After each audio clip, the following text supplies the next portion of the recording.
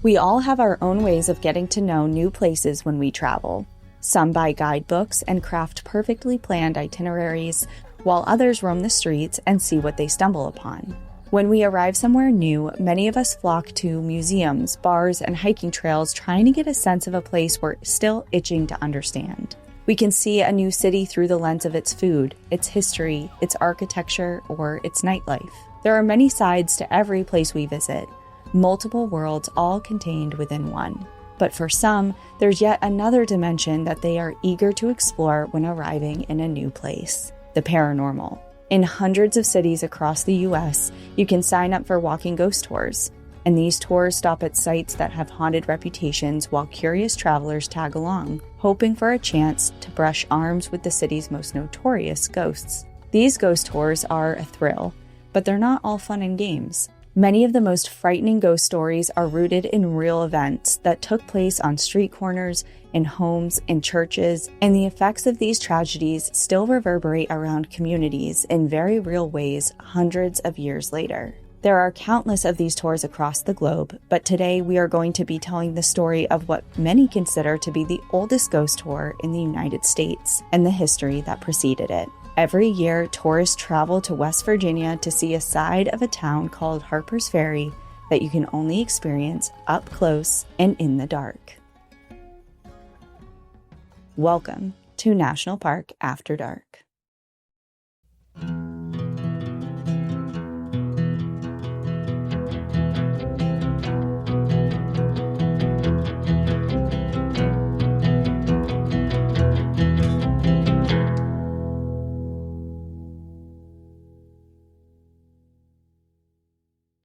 Well, if I've ever heard an episode that you have curtailed to your interests, this would be it. This is it, baby. I'm so excited. Your bread and butter right here. Hi, everyone. My name is Danielle.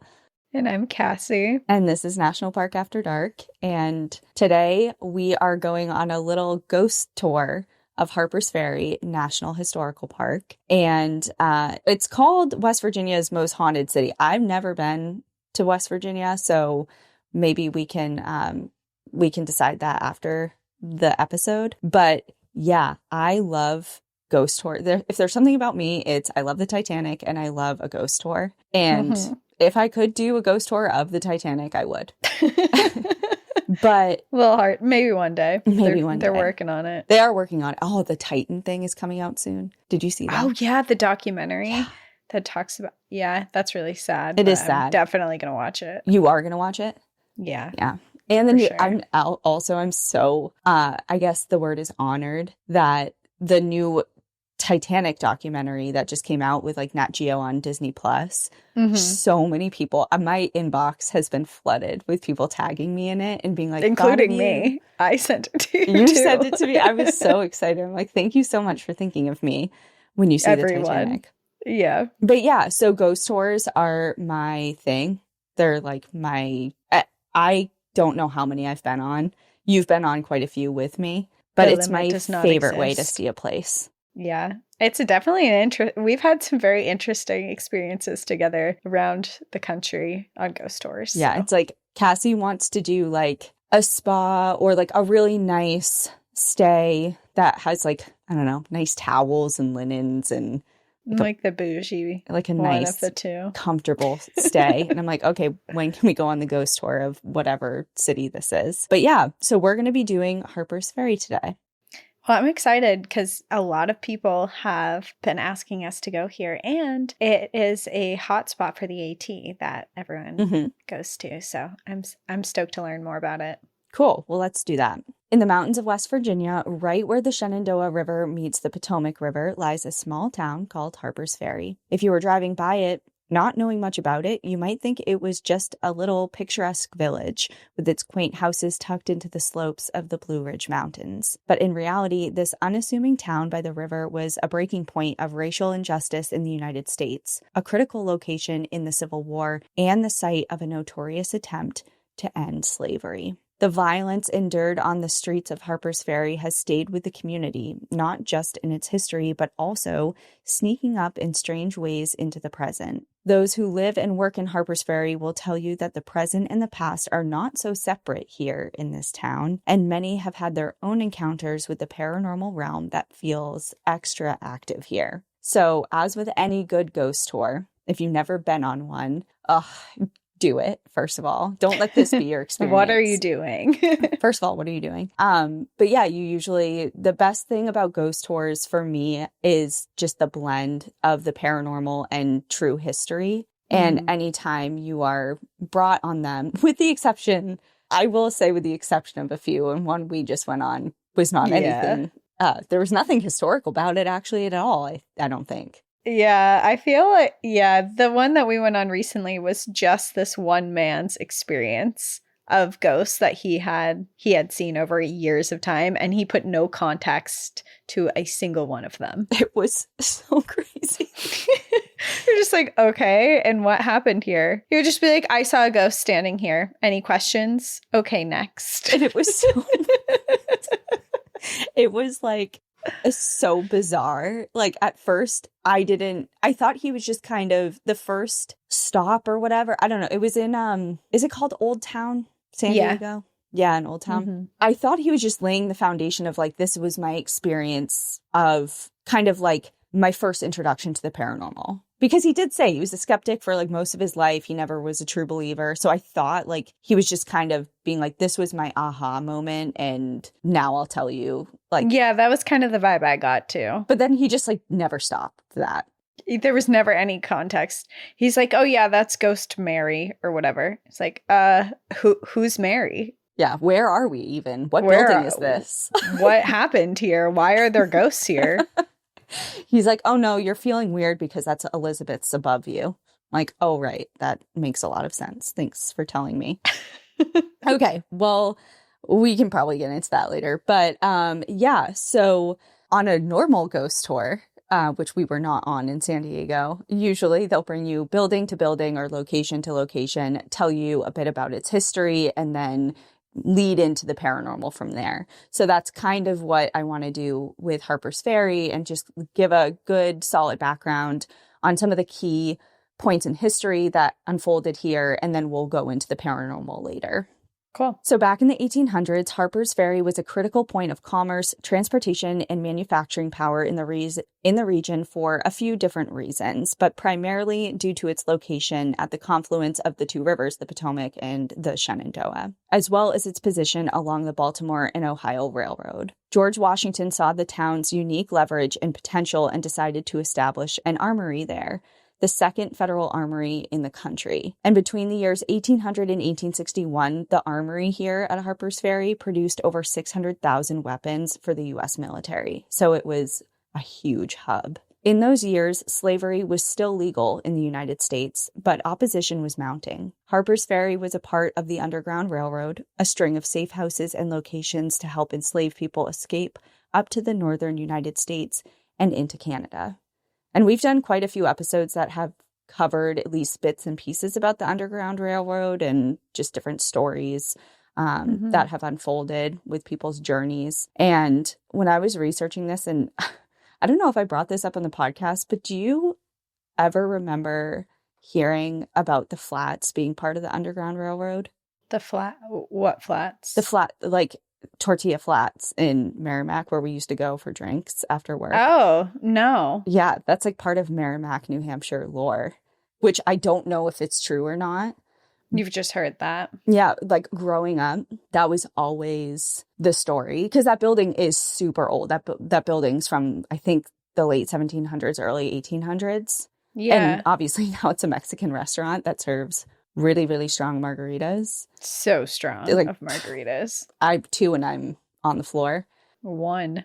But yeah, there was a rumor, and if somebody in the Merrimack Historic Society wants to tell me, that would be great. But yeah, that was always kind of like the talk around town, that it was a stop on the Underground Railroad, and also that one of the owners ended his life there in one of the dining rooms via hanging. And a lot of people always requested the table under like that rafter, that specific rafter. Oh, I didn't know any of this history. I mean, I haven't been there in years now, but when we worked together, we used to go fairly often, and I didn't know. Yeah. And then also right down this. the road, which you can see from the highway, but Matthew Thornton's house is now, he was one of the original signers of the Declaration of Independence. His house is now the Common Man Restaurant, and he's buried right across the street. Very interesting. And that I didn't know that either. building is also spooky. But anyway, enough about Merrimack Nui. I'm sure we're not talking about. We're in West Virginia. We're in West Virginia. West Virginia. Mountain Mama. Take me home.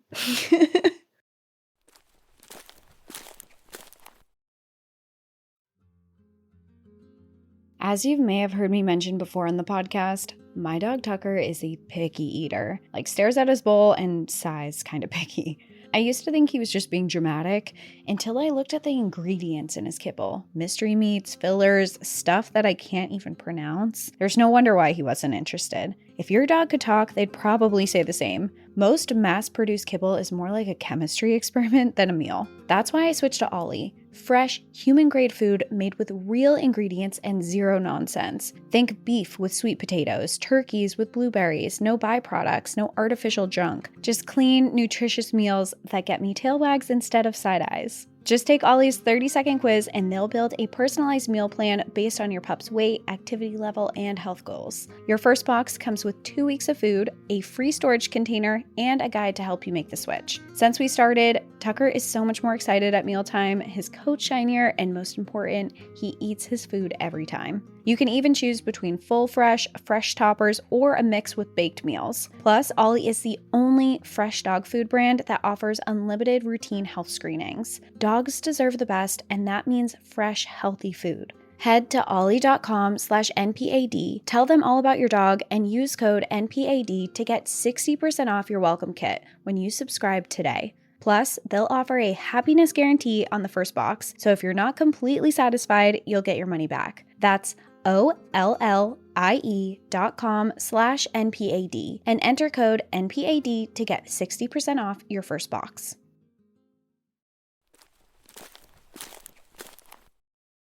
So, being part of the resistance to slavery, of course, was not without risk. And Joseph Blanham, a free Black man who worked as a boatsman in Harpers Ferry, was imprisoned for helping enslaved people flee and seek safety within Harpers Ferry. Many people in the state of West Virginia were enslavers, but there were others working to change that. And one of those people was John Brown, a white abolitionist who spent most of his life trying to put an end to slavery. He spent years trying to abolish slavery through peaceful means, but eventually he drew the conclusion that violence was necessary to truly disrupt and dismantle the deeply rooted system of racial oppression. So there's a long history about John Brown and all of his efforts, but we're kind of like hitting fast forward and up to this point where he kind of breaks and is like, well, peace isn't going to get us anywhere, so I'm going to concoct a plan. And his plan is he essentially wanted to extend the Underground Railroad into what he called the Subterranean Passway, which would go south through the Appalachian Mountains to free enslaved people in the southern states. Armed abolitionists would raid plantations, free the enslaved working there, and help them escape into the mountains to safety. The rugged terrain of the Appalachian Mountains was a key part of Brown's plan. While mapping out the subterranean passway, he told civil rights leader and Black abolitionist Frederick Douglass that the mountains were, quote, full of good hiding places where a large number of men could be concealed and baffle and elude pursuit for a long time. Brown wanted to use this model on a major scale, hoping to free hundreds of thousands of enslaved people in the process. Some of the freed enslaved, he expected, would then be armed and join him in his fight. So in order for this plan to work, those involved needed to be adequately armed. Like, that was a key part of this entire plan. Mm-hmm. Brown knew he needed weapons, and a lot of them, for this to be successful. So he set his sights on the armory at Harpers Ferry. He decided to raid the armory and steal the weapons necessary to arm this crew of people.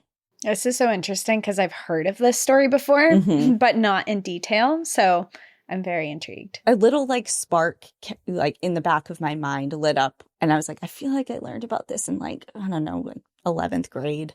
Maybe. Someone mentioned this story. Someone recommended it. I want to say it was probably like 2 years ago now. And I remember looking into it on the National Park Service website, but I didn't dive that much in. I actually like filed it away and I was like, okay, one day I'm going to cover this. This is so interesting. And now you're doing it, which is really exciting. Well, I snatched it up. I'm glad. I love it. On October 16th, 1859, under the cover of darkness, John Brown and 19 men crept into Harpers Ferry. They cut telegraph lines so word of their raid couldn't spread quickly, and then they took over a few key places in town, including the railroad station, the armory, and the rifle works. And to top it off, they took well-known enslavers in the community hostage to use as leverage. Smart. But quickly, the plan started to fall apart. Brown had been certain that many more enslaved people would come to join the raid, but that support didn't arrive. And that was for a few different reasons, but one of them was faulty communication. A lot of the enslaved people in the surrounding areas didn't know that the raid was happening at the time. Just word didn't get out quick enough. It wasn't super organized. So that portion that he was really relying on didn't come. Mm-hmm. A time before text messaging. Yeah. And the telegraph lines were cut also, which helped him in one way, but also probably harmed him in another. And those cut telegraph lines could only buy Brown and his men so much time. They allowed a train to pass through the station, and people on board alerted the authorities that Brown and his crew had taken over Harpers Ferry. So that was also a mistake. They're just like, I just imagine them like on a train, like what in the, as it's like chugging by. They're like, wait, hold on, what's happening over there? And they're just like slowly moving through. Nothing to see. By the morning, local militia, farmers, and enslavers showed up, and Brown and his men found themselves surrounded. Twice, they tried to send someone out under a white flag to call for a surrender, but those people were immediately shot. Some of Brown's men tried to flee via the rivers, but many of them were also shot and killed in their attempt to escape. President James Buchanan sent Marines in an attempt to control the situation, and when Brown refused to surrender, they stormed the armory and arrested him and his men, killing some of them in the process. 16 people were killed in John Brown's raid, 10 of whom were his men, and 1 was his own son. 5 managed to escape, and the remaining 7, including John Brown, were sent to jail. John Brown was found guilty of murder, conspiring with enslaved people to rebel, and treason against the state of Virginia, and as a result, was sentenced to hang.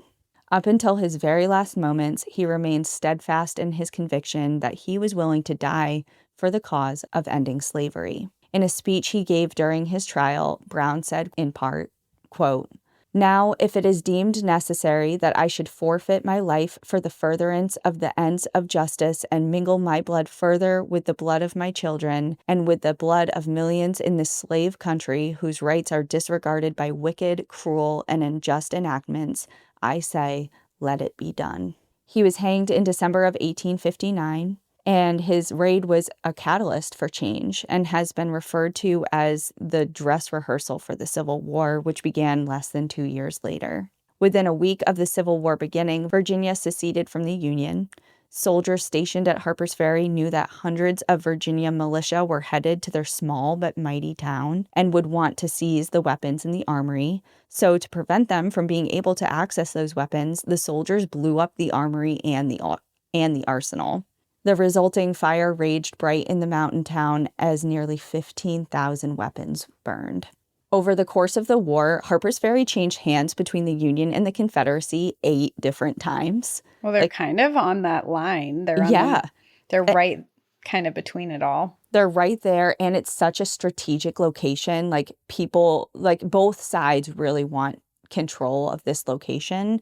Mm-hmm. So again, lots of history back and forth, times 8. The Battle of Harpers Ferry in 1862 forced the largest surrender of U.S. troops in the Civil War. And being in such a strategic location, Harpers Ferry became a common battleground, and 5 different battles were fought there over just a handful of years. Its powerful location, which originally was thought to be the thing that would help the town prosper, ended up leading to its destruction. The war had a completely devastating effect on the town, and it was never able to fully get on its on its feet again. Some positive developments did come to the town after the war ended. In 1865, Storer College was established in Harpers Ferry, and it was one of the first colleges in the U.S. that was open to everyone, regardless of their race or gender, and it opened the door for many formerly enslaved people to gain an education. The college boasts quite a few notable alumni, including J.R. Clifford, who was West Virginia's first Black attorney, as well as some famous jazz musicians, and the first democratically elected president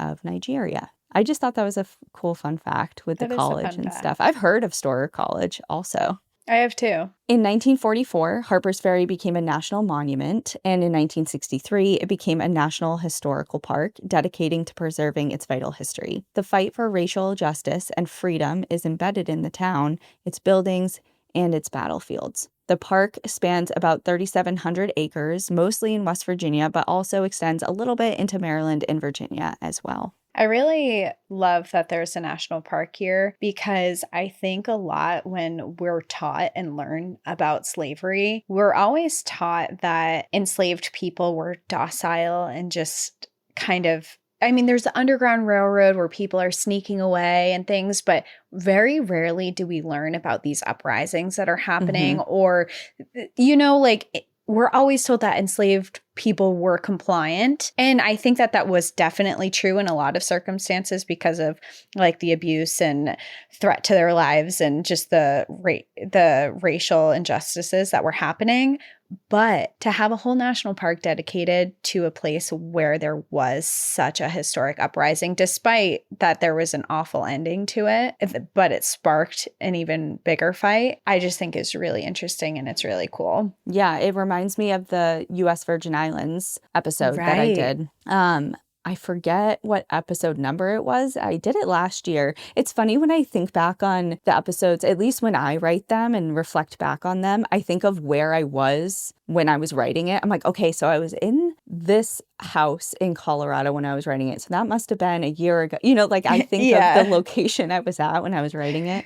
So yeah, I think it was last summer I did that one. But yeah, the U.S. Virgin Island National Park, it was all about a really historic uprising that also had kind of a sad ending, but a brutal uprising. Brutal. It was I had never heard. That's another good example of a story that I was never taught and never learned about growing up. But to your point, the park wasn't established because of that. Right. It was just all of the history after that. Yep.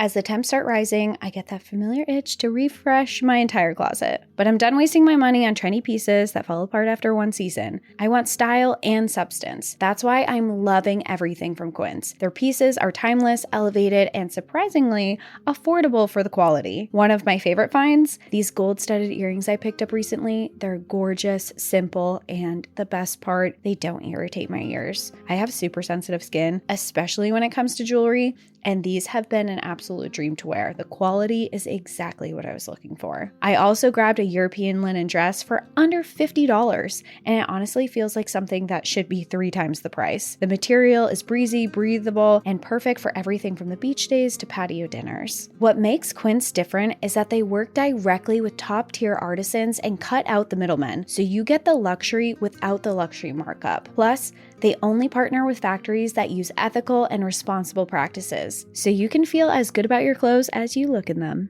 Give your summer closet an upgrade with Quince. Go to quince.com/NPAD for free shipping on your order and 365-day returns. That's QUINCE.com/NPAD to get free shipping and 365-day returns. Quince.com/NPAD.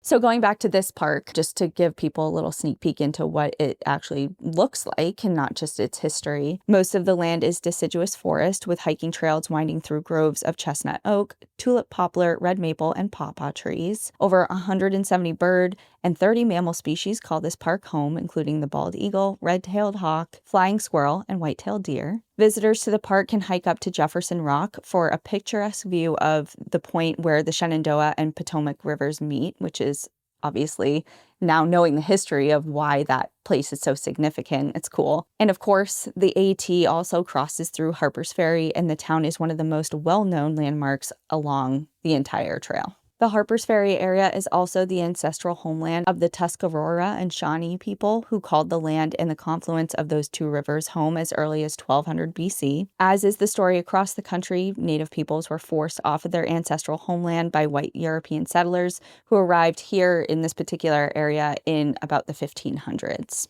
So going back a little bit, fast forwarding back to the aftermath of the Civil War, it had this catastrophic effect on the town, where before Harpers Ferry was this really bustling center of commerce and industry. The war just really left its mark on the town, left it in a lot of ruin, tanked its economy, and forced many of the residents to leave and seek life and a livelihood elsewhere. But of course, this is kind of a paranormal episode, so it is said that some of those souls remained. Dun, dun, dun.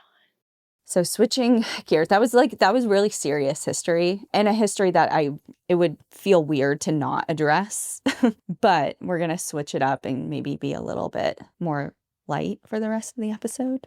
We'll see. Harpers Ferry is considered by many to be the most haunted town in West Virginia. Some say that the souls who died there never left and still roam the buildings and streets where they took their last breaths. A variety of locals who live and work in Harpers Ferry report seeing and hearing ghosts quite literally everywhere around town, at home, or at work. These frequent ghost sightings have earned Harpers Ferry quite the reputation, and many tourists travel to the town hoping to witness their own paranormal encounter. As I mentioned earlier in the intro, Harpers Ferry is home to the oldest ghost tour in America, which means I have to go now. Yeah. That to really pretty much call means myself like a ghost tour enthusiast, I gotta do it. Yeah. For 53 years, curious travelers have gathered on the historic streets of Harpers Ferry after the sun goes down and wander together in hushed groups through the town's most haunted locations. So here we are, and we're gathering for our own little ghost tour of Harpers Ferry. So we're going to stop by some of the town's most notorious ghost hangouts, break down the paranormal encounters of each, and along the way, learn why these spirits might still be lingering here all these years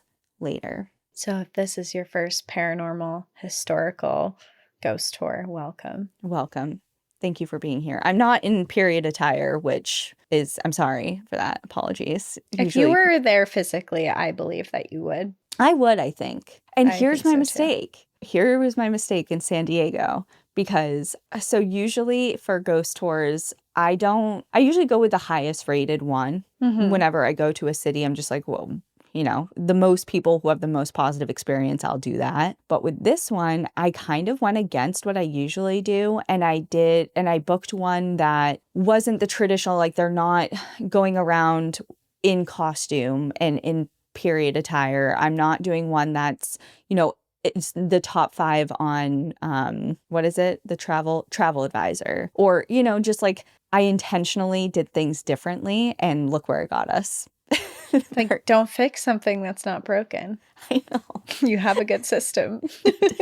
I was looking for like more of an authentic experience, maybe, instead of, because sometimes, to be a ghost tour guide, you gotta love your job and be enthusiastic about your job, and like it takes and really believe in it. Yeah, it takes a certain type of person. So I'm not saying that I think people who work at ghost tour companies that do dress like that, I just think they're following a really strict script, or like a regimented and really rehearsed script, and I just wanted to something try out more loose. Yeah, something loosey-goosey, a little different. It was way too loose. I went way on the other end.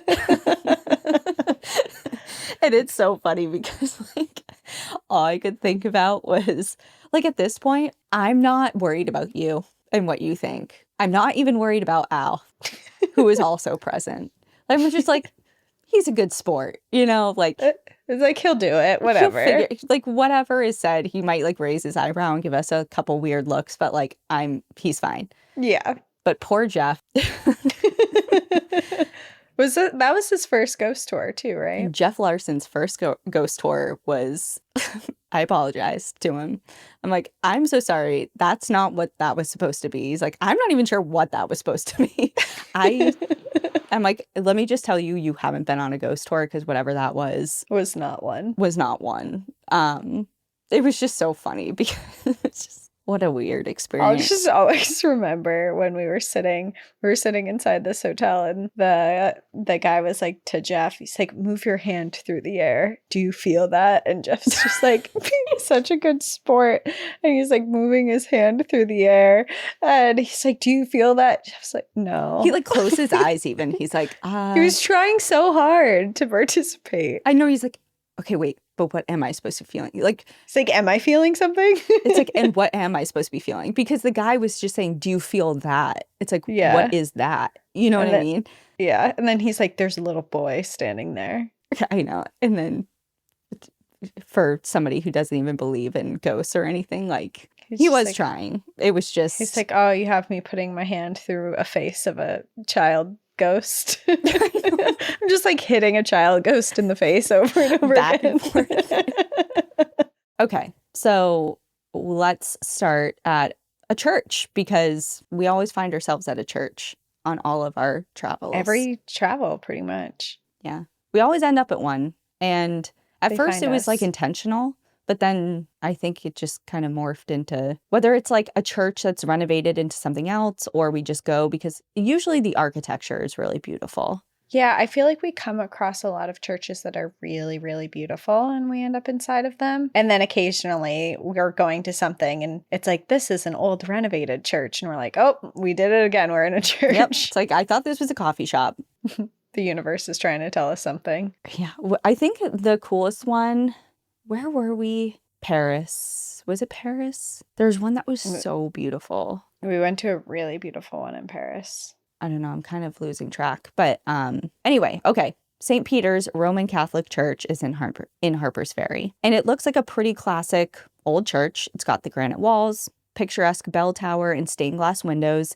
And it sits at the top of a hill, the highest point in Harpers Ferry's lower town. It was completed in 1833 and was renovated to a neo-Gothic style in 1896, and today is still active and it holds mass every week. During the war, St. Peter's Church was used as a medical station, and many injured soldiers were treated there. On one occasion, a soldier came to the church but was told to wait outside because they didn't think his injuries were that serious and they had more dire cases to tend to. So they essentially triaged him very briefly and were like, you look okay. You can just wait outside and we'll get to you when we can. But the soldier's condition was way worse than they thought, and he lay on the ground outside of the church, suffering for hours. When he was finally carried inside to be treated, it was too late, and he died as his body entered the church. He thought he was going to make it because he also didn't realize how significant his injuries were. And as he was getting carried in through the church, his last words were, "Thank God I'm saved."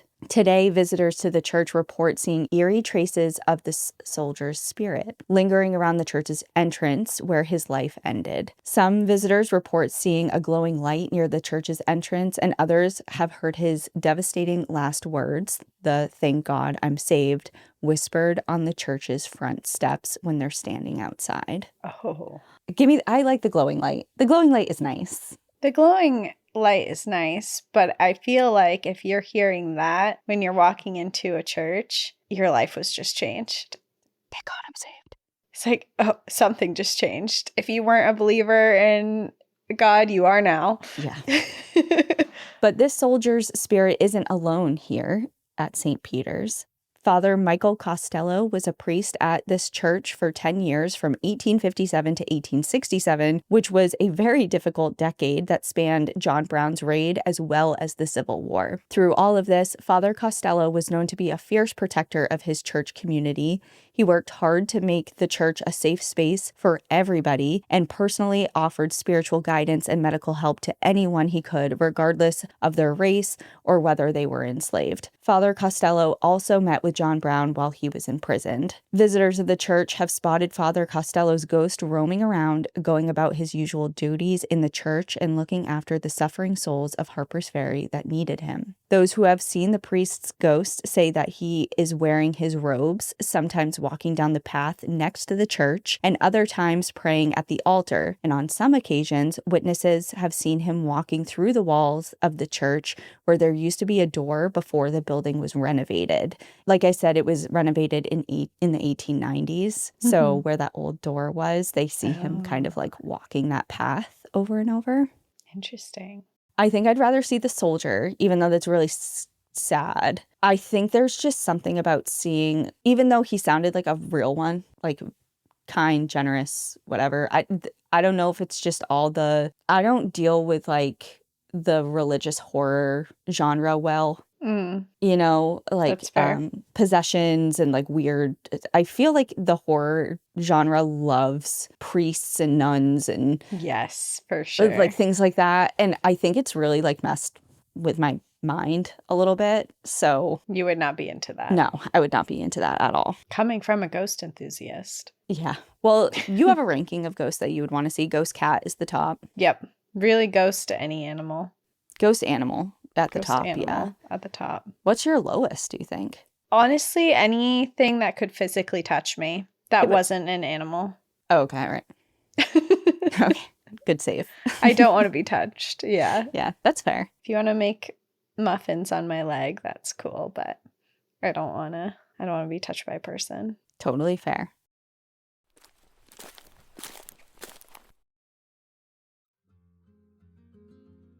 It's hiking season, and that means I'm outside as much as humanly possible, whether I'm exploring my favorite trails or chasing waterfalls. But one thing I've learned the hard way, if I'm not on top of my hydration, the day can go downhill fast. That's why I never hit the trail without Liquid IV in my bag. It's peak hydration season, and Liquid IV is the perfect trail companion, especially now because they've just dropped my new favorite flavor, Arctic Raspberry. It's super refreshing and gives me the energy I need to keep going when the sun's beating down and the incline is absolutely kicking my butt. All it takes is one stick and 16 ounces of water, and boom, I'm hydrating 3 times better than with water alone. It's powered by Live Hydroscience, which means it's loaded with an optimized ratio of electrolytes, essential vitamins, and nutrients that turn my basic water bottle into a powerhouse of hydration.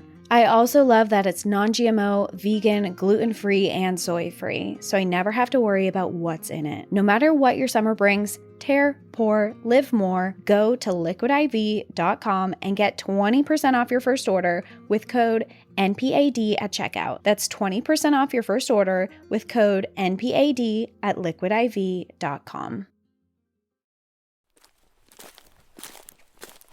Just down the road from the church is another one of the town's most notoriously haunted locations, which is the Harper House. In the 1700s, Rachel and Robert Harper started a ferry service in town that shuttled passengers across the Potomac River, which became the namesake of the town, Harpers Ferry. The ferry business was very successful and profitable, and the Harpers used the money that they made to build their dream home. It was a grand 2-story colonial-style house complete with balconies on a hill that overlooked the town below. Imagine having a town named after you. That's kind of cool. I would love that. It is cool. Would it be your first or last name that you'd want?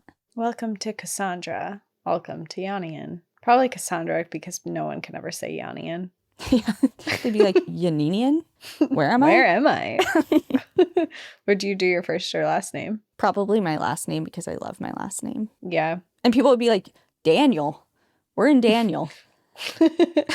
Welcome to Larock. That makes sense. That sounds so much better. Yeah. Yeah, whenever I give my name for something like a order or whatever, I usually say Daniela, because you can't really mess that up. It's just so funny that people can't. I think Danielle is a very easy name to understand. One would think. And you don't look like a Daniel, but who am I to say? Who am I to say? So the Harpers, they're building their house, and it was going to take a while to build, but the couple was happy to wait for something that good. I mean, it was prime location. They had a bunch of money. It was going to be a grand house. And things were going well until the Revolutionary War hit, and they were forced to pay incredibly high taxes to England. The war also majorly slowed down the process of building their house, and it took years longer than they had planned, which I think anybody now could even attest to. You're trying to build anything, add on 5 years to that plan. Like, good luck. No one's available and the prices are outrageous. In an attempt to save their money and to avoid paying taxes to England, Rachel started hiding jars of cash in the garden of that property where their home was slowly being built. But there was a catch. She was the only one who knew where the money was and didn't even tell her husband, Robert. Oh. Sneaky. Smart. Sneaky. I like it. In 1780, the couple was finally about to move into their mansion on the hill. But things took a tragic turn when Rachel, who was 60 years old at the time, fell off of a ladder and died the next day. The secret location of the hidden money died with her, and to this day, the jars have never been found. 2 years after her death, Robert died, and the Harpers' relatives moved into the home, so the property did stay in the family for quite some time. In recent years, some visitors to Harpers Ferry have been startled when walking past this colonial house when they spot a woman in 1700s-style clothing standing at the window looking out over the garden. Even in death, it seems like Rachel Harper's ghost is keeping a close eye on her and her husband's hard-earned riches. And it seems like maybe she's getting to spend some time in her dream home after all. Wow. Is that a new treasure hunt? That is my dream. Oh my God. Did I tell you I got a metal detector like 2 weeks ago? No. A new one. But I'm so happy for you. Thank you. I don't know when I'm going to use it because we're not going to be here like all summer. But I had a couple a while ago, and one of them got lost. And the other one is, I tracked it down. It's at my parents' house, but it was like the most basic model you can get. It was really cheap. And I'm like, I don't even know if this thing's going to do anything. So I didn't get like a higher model because they go for like $1,000 or more. Wow. For a metal detector? Yeah. Like high-end metal detectors get really pricey. So I decided I didn't want the bottom of the barrel, but I also was like, am I really going to be an avid metal detector? Like, let's be real. So I tossed a couple $100 towards it. And it's my dream to find something with that metal detector. Like, because I follow all these relic hunting pages and YouTube channels and things like that. And especially in New England, a lot of people buried their money like this. And they come across jars of coins, like usually near markers, like if you see like a big open field or something and there's like one giant tree that you could tell it's been there forever. Like they made a bunch of way for a field or crops or whatever, but left a big tree. Like they'll use different natural landmarks. So I don't know. I just really want to Gotta get out there. So bad. I know. The problem is there's so many ticks here.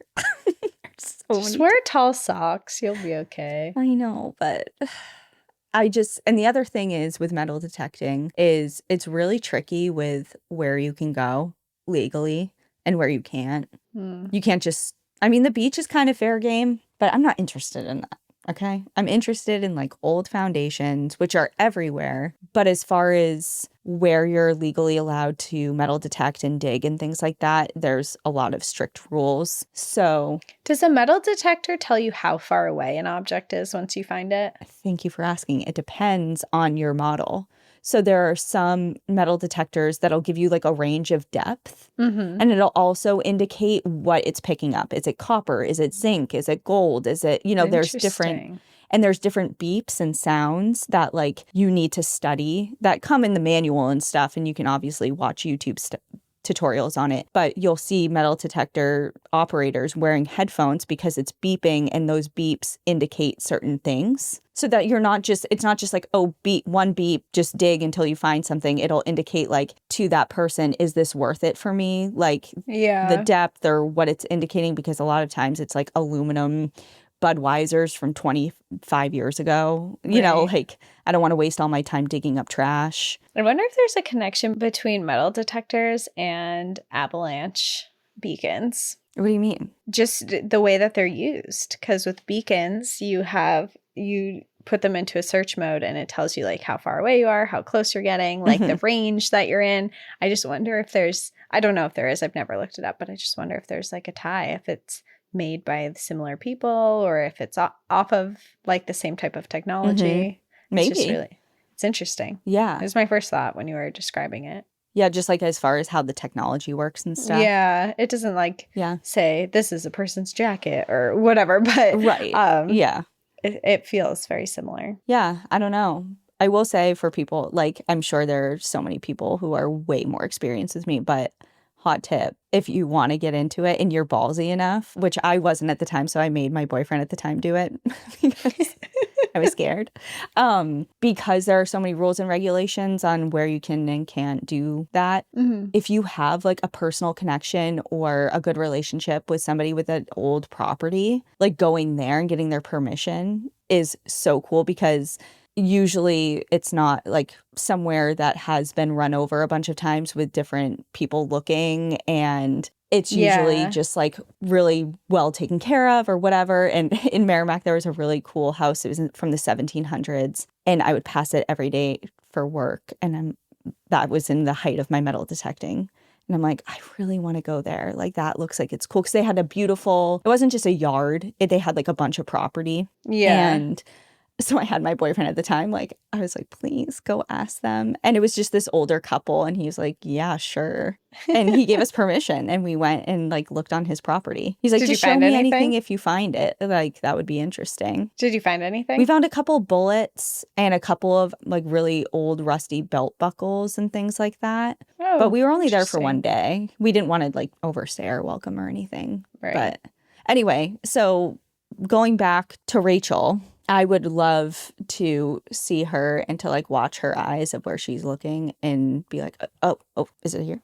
Tell me, hotter or colder? Hotter or colder? It's like, ghost, please. It's like, am I the one who should find your hidden stash? I'd have to give it all to the National Park Service. And it's like, I already do enough for you. I have this podcast. I sing your praises every week. But yeah, so I don't know if they're even actively looking for it or anything like that. Or maybe it's just like a fun story. But that's that.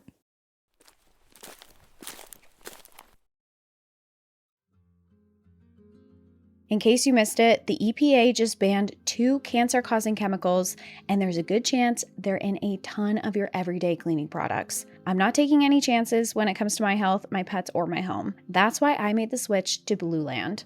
Blue Land is EPA Safer Choice certified, which means I can trust that everything they make is free of harsh chemicals, toxins, and all that mystery gunk I don't want anywhere near my dog or me or my dinner plates. Their products are made with safe, clean, and effective ingredients, and that's really what won me over. I love Blue Land so much, I literally use them for everything. I have their dish soap, laundry detergent, glass cleaner, their all-over surface cleaner, their toilet bowl cleaner, you name it, I have it. They smell great, I feel good about having them in my home, and best of all, it really works. I don't have to choose between something natural and something that actually gets the job done. I love the whole refill system that they have. Just fill up the reusable bottles with water, drop in the tablet, and boom, you've got powerful, planet-friendly cleaner in seconds. There's no single-use plastic, no more lugging big bottles home from the store, and the tablets start at just $2.25, so it's super affordable. Blue Land has everything from cleaning sprays and dish soap to laundry and toilet cleaner, and they're trusted in over 1 million homes, including mine. Blue Land has a special offer for our listeners. Right now, get 15% off your first order by going to blueland.com/NPAD. You won't want to miss this. blueland.com/NPAD for 15% off. That's blueland.com/NPAD to get 15% off. Moving further along in our ghost tour, let's leave the Harper's house around the corner and we'll find ourselves on a place called Hog Alley. This next story is dark and is deeply haunting in a very real way, ghost sightings aside. This is the story of the life and death of Dangerfield Newby. Dangerfield's father was a white man and his mother was an enslaved black woman.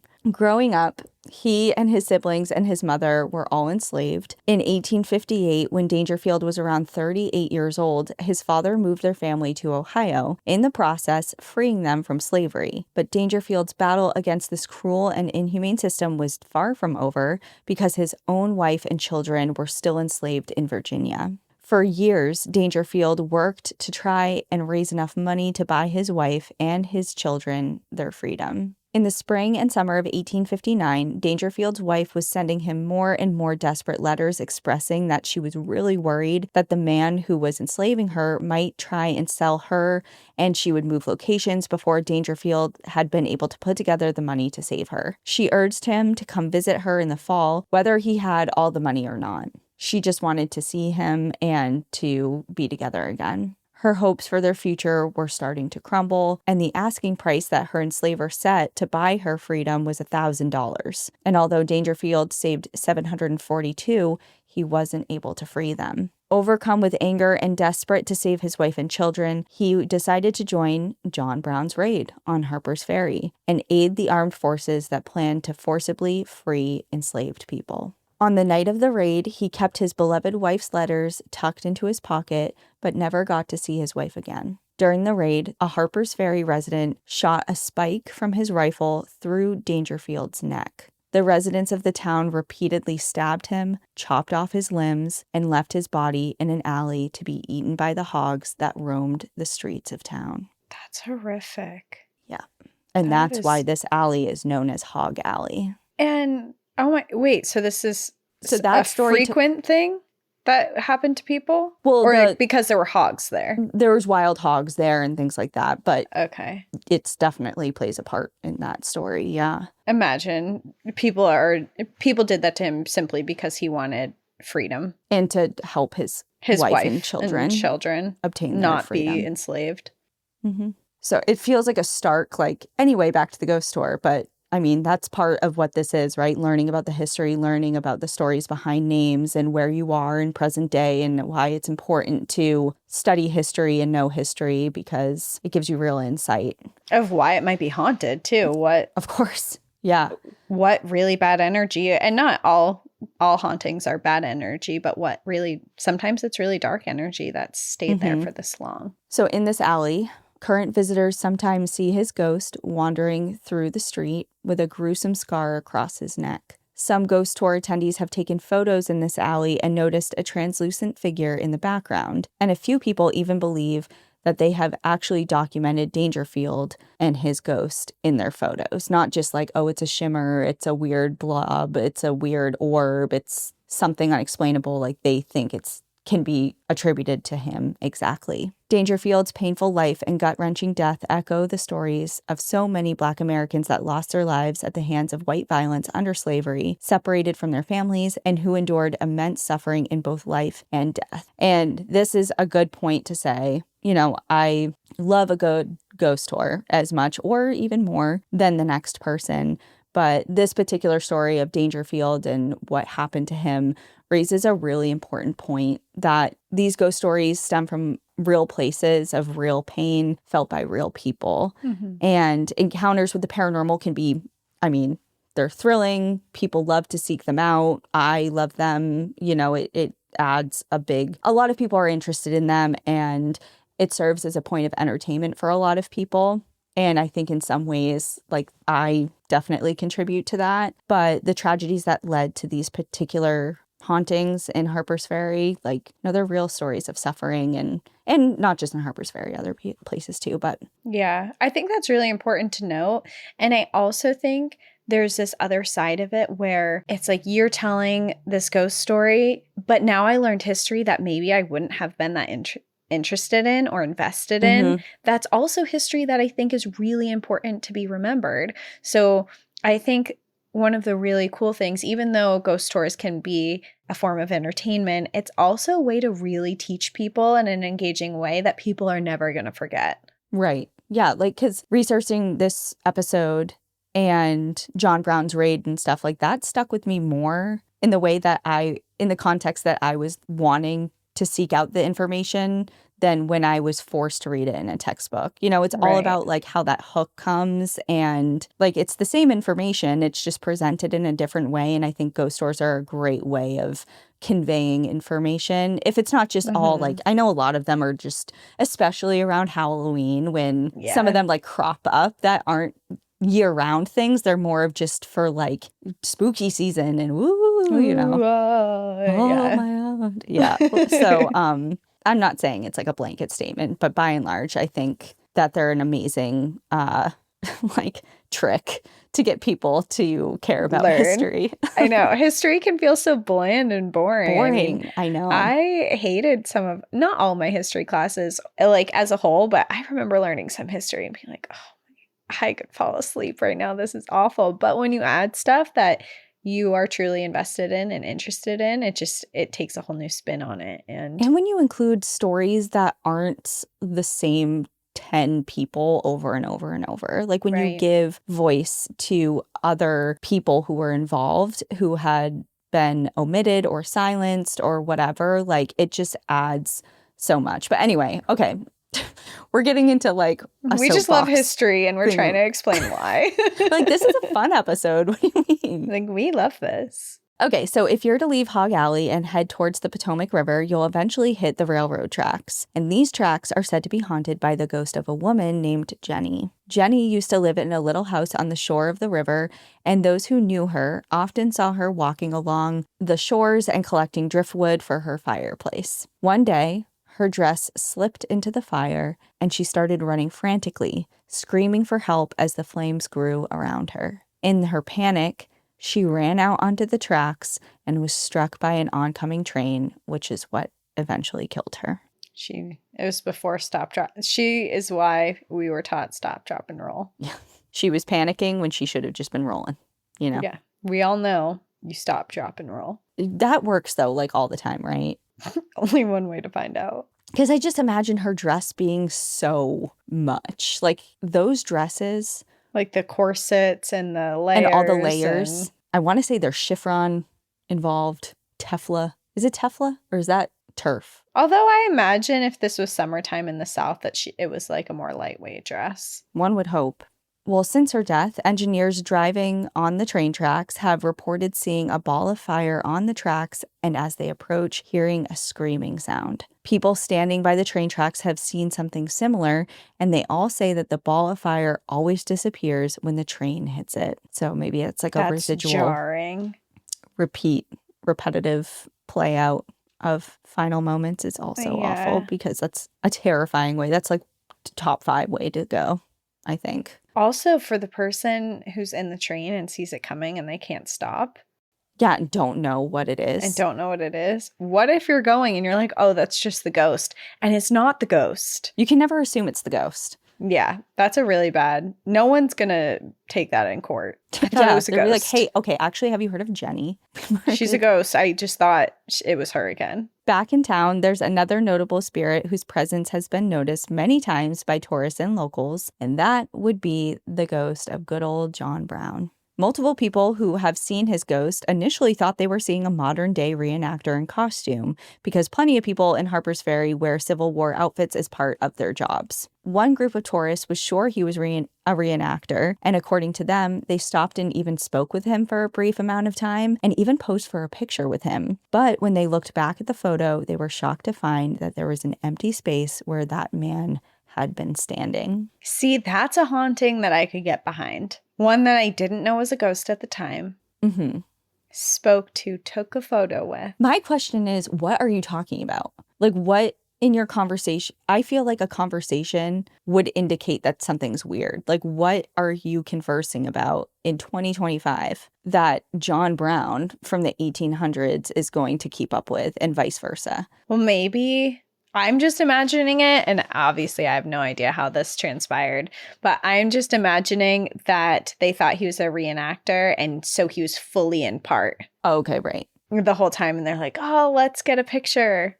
But what, here we are. It's like, what do you mean a picture? Like, I know that there was cameras. There were cameras. Stuff. Yeah, but not in the way that. He's been a ghost for a while. Maybe he's not. Maybe he knows about the iPhone now. Oh, he's in on it, is what you're saying. Yeah, maybe he's just Or Yeah. maybe it's just like, I don't know, maybe not a concern for him. Yeah. He's like, oh, that's a strange device, but I know what a picture is, so I'll stand here. Yeah. I don't know. I find holes in that, but I find holes in that too. I think that I don't know if to have a full conversation with a ghost, to see an apparition walking by or something, but to have a full conversation, which I know people have said in other circumstances and stuff too, but it's just so hard for me to be in the presence of a ghost and think that it's a real living person and having like face-to-face conversation. I can't really wrap my mind around that. However, I would accept a haunting like that. Okay. So that's on the list of maybe like number 3. Yeah, like I don't know it's a haunting, but then later I'm like, I look back at the photo and I'm like, I swear it happened. And no one believes me, but I know. Yeah. And you can't also now show that picture to outside people because you could clearly easily be like, that's staged. Like you guys just formed Took into a little picture group. of me pretending to put my arm around someone.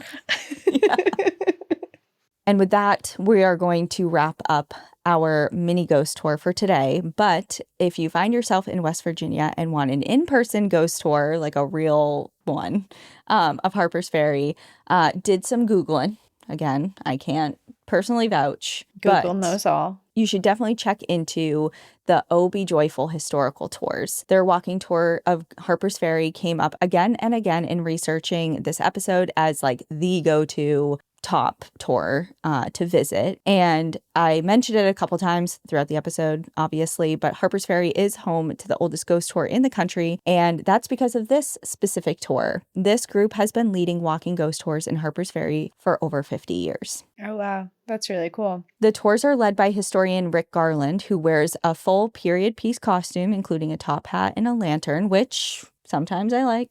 Maybe I'll like it with Rick. And one reason he does this, he says, is because if you dress in the style of the era that the ghosts lived in, they might be more likely to interact with you. I think that that's fair. That's so fair. That's a valid point. And I've never thought of it that way. I thought it was just more of like a gimmicky thing. But if there's real reason to it, I'm on board with that. Well, now you know what to wear. I know. Now I know what to wear. I feel like I need a Victorian dress.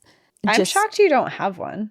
Well, I took for my birthday a couple years ago when I was in Estes, I like went to one of those old timey photo places, you know, it's like dress up as whatever. And they had like a bunch of options and like a bunch of different backdrops and stuff. And I put on this like, and it was not even, it didn't even like pin in the back. It was kind of just like a smock kind of this like lace Victorian style dress, and I put the backdrop as like a little reading nook, and I had my picture taken, and I'm like fake reading a book, and I look like I'm from the 1800s, and I have it framed on my wall. I love that.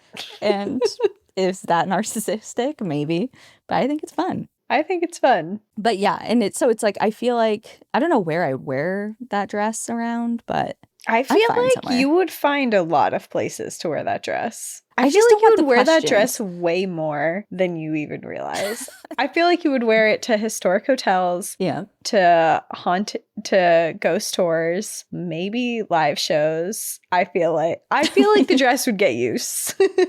Yeah. Maybe I just need to do, I think, a happy medium for that. A happy medium would be, you know how you can go to like a ball or like there's like events like that. Like that's where I need to. I've never been invited to a ball. I think you can sign up. Really? Yeah, I think different places. I remember when Bridgerton was huge, they would have like Bridgerton themed galas that like anyone could attend. I want to go to a gala ball. I don't know what you do once you're there. I think it's specific. Invite us, guys. If you're listening and you throw elegant balls, please invite us. Yeah. I want an We excuse. have outfits to wear. Yeah. Okay. Okay, back to Rick Garland and his tour. Right. The ghost story. On his specific tour, he blends history with local lore, and he respects the souls whose stories he tells. On their website, it states, "We do not attempt to contact, talk to, or hunt any ghostly spirits. However, we do allow and encourage picture taking," which is also really cool. That is really cool. And that's really nice. This famous ghost tour was originally created by a woman named Shirley Dougherty. When Shirley moved to Harpers Ferry and opened a restaurant called the Old Iron Horse in 1968, she didn't believe in ghosts or spirits or the paranormal, but after a while, too many strange things were happening that she could not explain away. So she started asking more questions about the history of Harpers Ferry and all of its strange occurrences. When she opened that door, stories poured in, and many local people came to her with their own haunted tales and unexplained encounters and their own experiences. And she compiled all of that into a book called A Ghostly Tour of Harpers Ferry.